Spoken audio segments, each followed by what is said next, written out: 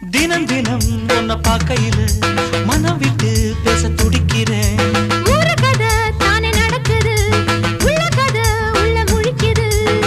பார்க்க வரும் முன்னே துணிவது இருக்கும், பக்கம் வந்த பின்னே வெட்கமது தடுக்கும். சிப்பிக்குள்ள முத்தம் போல நெஞ்சுக்குள்ள காதல மூடி மூடி வைப்பதும் ஏனோ. தொண்டக்குழி வரைக்கும்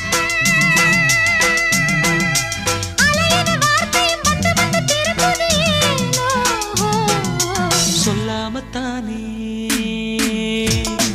இந்த மனசு தவிக்குது.